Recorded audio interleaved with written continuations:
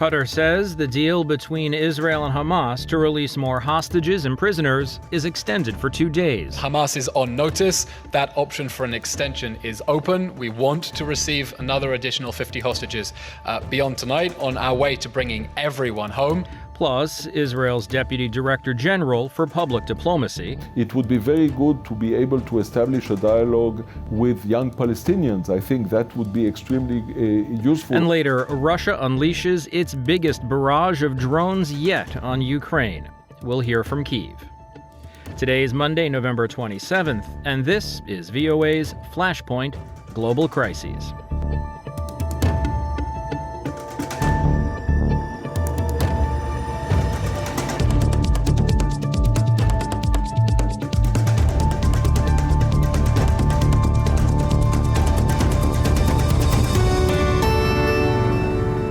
Good evening, I'm Steve Karish in Washington. As hostages held by Hamas and Palestinian prisoners held in Israeli jails are released, there's late-breaking news that the deal is extended as Hamas says it agrees with Qatar and Egypt for a 2-day extension. For now, though, a list of Hamas hostages due to be released, received overnight by Israel, was being evaluated by security and government officials, with a fourth exchange of hostages for Palestinian prisoners planned for later in the day on Monday. Eylon Levy is an Israeli government spokesperson. This morning, the Prime Minister's office and the coordinator for the hostages and missing persons updated that discussions are currently being held surrounding the list of hostages to be released that was received overnight. All relevant security and government officials are evaluating that list, and additional information will be provided in due course. Yesterday, 17 individuals were released from Hamas captivity, including 14 Israeli nationals and 3 foreign nationals. That list included 9 children. 6 of them had at least one parent murdered on October 7th and are returning to broken homes. One of them, little Abigail Idan, who turned 4 yesterday, I believe, day before yesterday as a hostage, was orphaned. Both of her parents, Ro'i and Smadar Idan, were slaughtered on October 7th. Israel said it is willing to extend the ceasefire. However, Israel also maintains committed to crushing Hamas's military capabilities and ending its 16-year rule over Gaza. Again, Eylon Levy. Campaign to end Hamas and bring our hostages home will resume immediately with the end of the hostage release pause. I'm not going to speculate, obviously, about the exact operational movements of our troops and the continuation of that strategy, but Hamas is on notice. That option for an extension is open. We want to receive another additional 50 hostages beyond tonight on our way to bringing everyone home.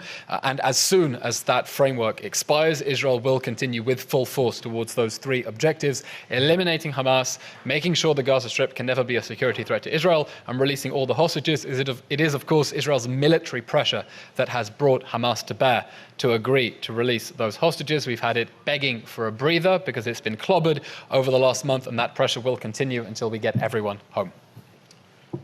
And then beyond, to continue to remove Hamas from power. We've just heard about the deal that allowed for the release of hostages in exchange for Palestinian prisoners. VOA's Veronica Balderas Iglesias has more on the story. Israeli-American toddler Abigail Idan was among 17 hostages that the militant group Hamas released Sunday. U.S. President Joe Biden explained her case during a press briefing. Her mom was killed in front of her when her kibbutz was attacked by Hamas terrorists on October 7th. Abigail ran to her dad then, who then was gunned down as well, while using his body to shield little Abigail. U.S. President Joe Biden shed light on the diplomatic efforts that have been at play to secure the Hamas-Israel temporary ceasefire. We have been in close contact with the leaders of Qatar, Egypt, and Israel, speaking with each one of them repeatedly over the past few weeks to help secure this deal. The proof that this is working and worth pursuing further is in every smile and every grateful tear we see on the faces of those families who are finally getting back together again. The road to recovery could be long, though, said White House National Security Advisor Jake Sullivan on ABC's This Week show. Physically, many of them are doing okay. Emotionally, And psychologically, this is going to take a long time to recover from. And Israel and other countries have mobilized substantial resources to be able to deal with that trauma as we go forward. As part of the truce, dozens of Palestinian prisoners have also been freed. And fuel and humanitarian aid has been entering Gaza. But it's unclear if the ceasefire will hold or be extended. Republican Representative Mike Turner appeared on NBC's Meet the Press. When this ceasefire period ends, as Netanyahu has said, the conflict will continue. And that conflict will continue, as Israel has stated, until Hamas is removed. There are hopes, however, that a permanent solution to the Israel-Hamas conflict can be eventually reached. Democratic Representative Rouhana was interviewed on ABC. Until there is an independent Palestinian state, there is not going to be peace or security in that region. From the Vatican, Pope Francis also underscored the importance of dialogue to resolve the conflict and celebrated the latest release of hostages. Veronica Valderas Iglesias, VOA News, Washington. In a late-breaking development, reports out of Egypt indicate that the deal to pause hostilities and exchange more hostages for prisoners will be extended for 2 days. Be sure to visit voanews.com for the absolute latest. As we've heard, Palestinian prisoners and hostages held by Hamas have been released, and another exchange is scheduled for later on Monday. For reaction from inside Israel, I'm joined by Linda Gradstein. So in the last 3 days, a total of 39 hostages have been released, as well as some citizens from Thailand, Thai workers. And those include women and children. There's one woman who's 84 who's actually in very bad condition. She was taken directly to a hospital, and her daughter is accusing the Red Cross of medically neglecting her. But the others do seem to be in a fairly good, at least physical condition. Israel has released almost 150 Palestinian prisoners, including women and children, and several of whom have been convicted of attempted murder of Israeli soldiers. And however, this fourth hostage release, which is supposed to happen in the next few hours, is somewhat uncertain. There's still negotiations going on over the list. And according to Israeli press reports, Hamas is separating women and children, which goes against the original ceasefire agreement. Has there been any statements, any of the hostages spoken publicly about their experiences, about how they were treated? Have spoken publicly or their relatives had. They said that in the first month there was adequate food. They were kept kind of in groups and they cooked for themselves. However, the last 2 weeks, they said the food was running pretty low. You see, especially the children have definitely lost weight. They also say that they kind of slept on benches. There weren't like beds or mattresses, and that if they needed to go to the bathroom, they had to knock on a door separating them from their captors, and that sometimes they had to wait an hour or two in order to go to the bathroom. They were not apparently tortured or mistreated, although before they actually got into Gaza, there were some of the women had been raped and people had been beaten. But once they were actually taken into Gaza and kept in captivity, they were not mistreated. Can you describe the sense of relief in Israel that at least some of the people are coming home? There's a tremendous sense of relief, certainly among the families, but really among everyone. I mean, it's one of the interesting things is how the hostage families have really become everybody's families. And everywhere you go in Israel, you see posters, especially of the children.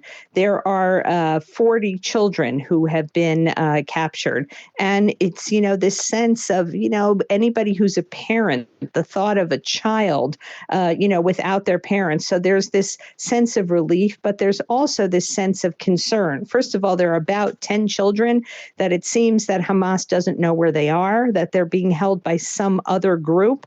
And that includes these two little red-haired brothers who are 10 months and 4, who were captured with their mother and have kind of captured Israeli imagination. In addition, there are 180 other hostages, adults, men, soldiers, women and men who have not been freed. And there's really it doesn't look as if they will be freed anytime soon. So that's also frightening for people. And there's also, I don't believe that Israel even knows who's alive and who's dead of the remaining hostages. That said, I heard from many, many friends and looking at my Facebook feed that, people sat in front of their television and cried as they watched the children and the mothers be free.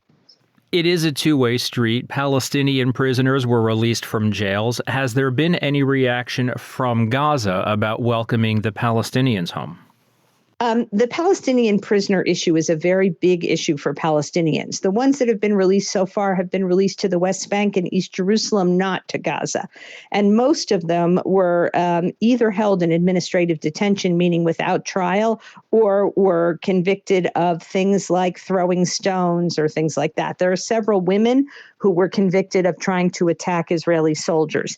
That said, it's given Hamas a boost in the West Bank because they were the ones able to get Palestinian prisoners released. And there is a poll that shows that if elections were held today, Hamas would lose in Gaza, but it would win in the West Bank. VOA's Linda Gradstein is in Jerusalem. Linda, thanks for your reporting on the subject. Thanks for your time today. Thank you. Israel has faced widespread criticism for the way it's waging its war against Hamas, from strikes on hospitals to a disproportionate number of civilian deaths. Facing this criticism is the job of Israel's diplomatic corps. Simak Dagangpour of VOA's Persian service spoke with Emmanuel Nashon, the Deputy Director General for Public Diplomacy at Israel's Ministry of Foreign Affairs. How challenging has it been for you to run a successful public diplomacy policy or campaign in a time of war while thousands of people are protesting Israel's war on Gaza? Well, as you know, given Israel's history, it's not the first time that we face this kind of challenge. So in terms of our work here and Israeli public diplomacy, we know how to run a successful diplomacy also under difficult conditions. The events of October 7th are particularly horrible, particularly terrible, and of course it was a tremendous shock to all of us.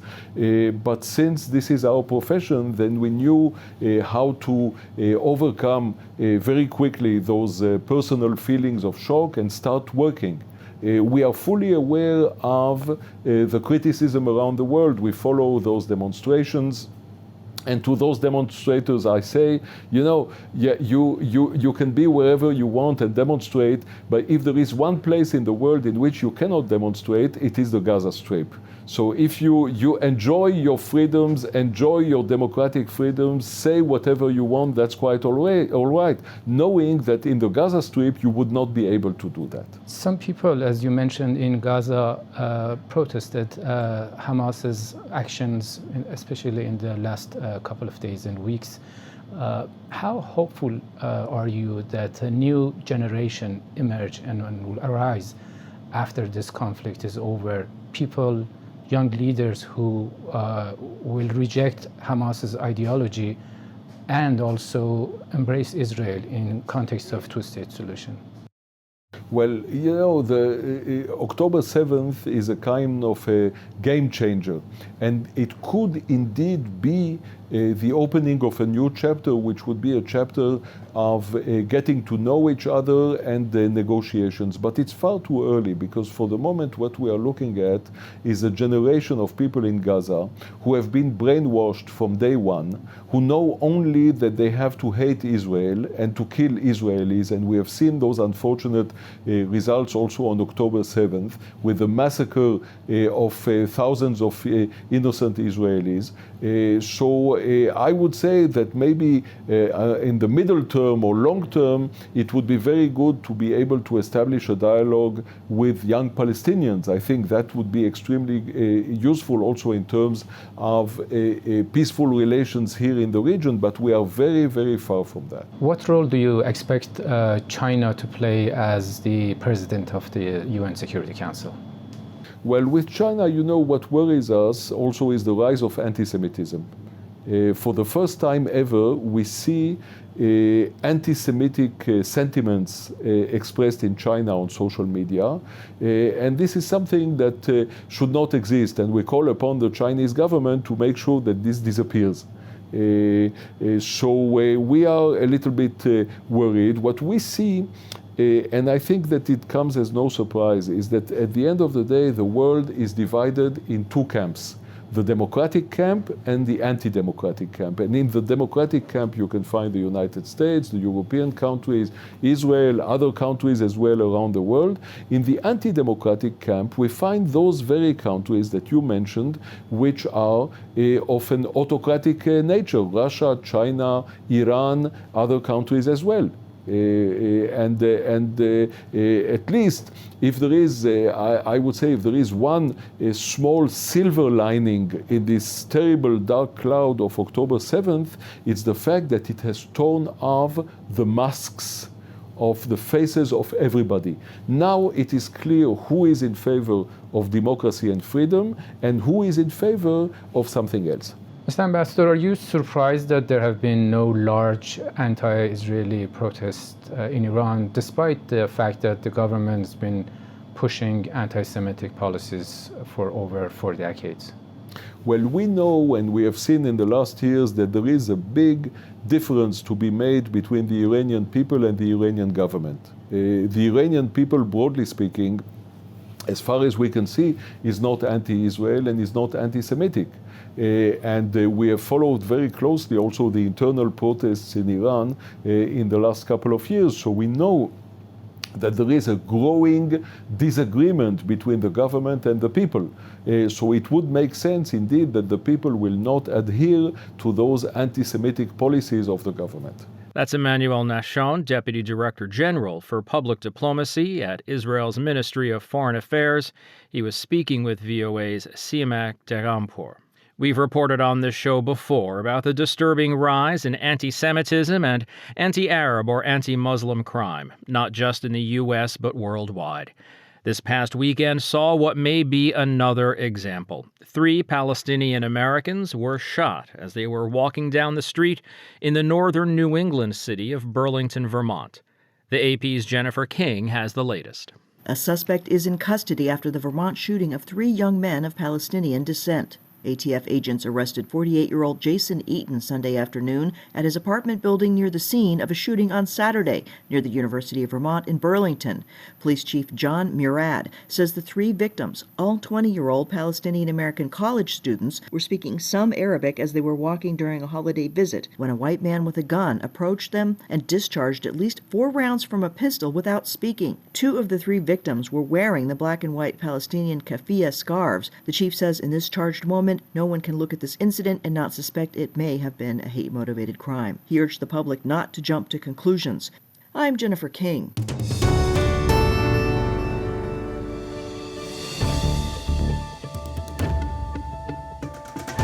You're listening to Flashpoint Global Crises from the Voice of America.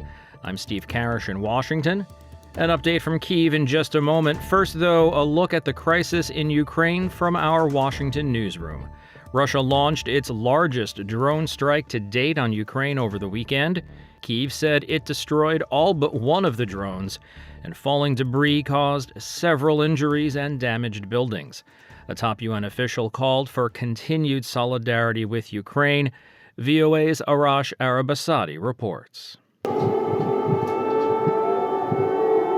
An air raid siren blares amid a Russian drone attack on the Ukrainian capital. The head of the capital city administration, Serhiy Popko, called it the most massive air attack by drones on Kyiv. Ukraine's Air Force said it shot down 74 of the 75 Iranian-made drones. The attack started Saturday, coming in waves for more than 6 hours and leaving 17,000 people without power in the region, according to Ukraine's energy ministry. It also came on the 90th anniversary of the Holodomor famine genocide. Holodomor, which means death by hunger or starvation, was a campaign through 1932 and 33 orchestrated by then-Soviet leader Joseph Stalin to seize control of Ukraine's grain production. At least 3.5 to 7 million Ukrainians died. According to the University of Minnesota, those numbers may be understated. Caro Presidente Zelensky, caro Volodymyr. It was against this backdrop that Italian Prime Minister Giorgia Meloni recorded a video message to Ukrainian President Volodymyr Zelensky on Holodomor Memorial Day. She said her government welcomed Kyiv's resolve to continue the Grain from Ukraine humanitarian food program, announcing a further contribution of $2.2 million to the effort. As part of the program, Ukraine partnered with countries and private sector donors to supply its grain to countries in Africa and Asia that face malnutrition and hunger. At a recent meeting of the UN Security Council, Ukraine's permanent representative to the United Nations accused Moscow of again using similar tactics as those in the early 1930s. Ukraine's permanent representative to the United Nations, Serhiy Kyslytsya, on UN TV as provided by the Associated Press. Starvation is one of Russia's methods of warfare, has encompassed various components since day one of the full-scale invasion. These include blocking Ukrainian food exports, shelling Ukrainian ports and grain stores, mining Ukrainian fertile soils, and turning them into battlefields. Following Russia's drone strikes, Zelensky and European leaders met in Kyiv at an international summit on food security. He said foreign partners would supply Ukraine with vessels to accompany and secure convoys of cargo ships from Ukraine's ports. Zelensky added his country hoped to solve air defense shortages through new supplies from partners and increasing Ukraine's own production capacity before another air raid siren cut short the joint news conference. At least 5 civilians in Kyiv were wounded in Russia's assault on the capital, with several buildings damaged from falling debris, including a kindergarten. Those injured include an 11-year-old child, according to Mayor Vitaly Klitschko. Arash Arabasadi, VOA News. We heard in Arash's report that Kyiv was targeted by Russian drones for 6 hours beginning on Saturday night. Anna Chernikova was there, and she told VOA's Lori London what it was like. Saturday night was probably one of the toughest nights since full-scale invasion in terms of the intensity of the attacks and particularly intensity of drone attacks. And I personally didn't sleep for the whole night, as most of Kyiv citizens. It was quite loud. The drones were attacking Kyiv for more than 6 hours, starting in 2 o'clock in the morning and ending almost at 9 o'clock in the morning. And air defense was active for all this time. So it was, kind of couple of waves of the drones going and targeting Kyiv. And also there were reports from air defense during the attack that drones are on the way to other regions. But then at one point they suddenly turned and all of them basically were targeting the capital. So it was quite a big stress for adults, for children, for animals, for pets as well. A lot of people were hospitalized even with stress, and also pets are suffering quite much. And did you have to take shelter underground in the bomb shelter when that was happening? We were taking shelter, yes, because it was quite dangerous this night, and we were taking shelter. We did not go to the parking lot this time, but we were taking shelter in our apartment in a special place. There are obviously concerns about potential attacks during the upcoming winter season, which sounds like it's already upon you. Yes, you're right. This weekend was also a weekend that Ukraine was covered with a bad snowstorm, particularly south regions of the country and central part of the country. Kyiv, the capital, is also under quite a heavy snowfall. And of course, the temperature goes down. And this is actually what Ukrainians expected, that Russian forces will start more intensive attacks when the temperature goes down. And it looks like that this period has begun and Ukrainians expect more. Lori London is the host of Flashpoint Ukraine here on VOA. She was speaking to our reporter in Kyiv, Anna Chernikova. And that's going to wrap it up for today's program. There's more coverage 24 hours a day on our website, voanews.com, and across our social media platforms. On behalf of everyone here at VOA, thanks for listening. Until tomorrow, I'm Steve Karish.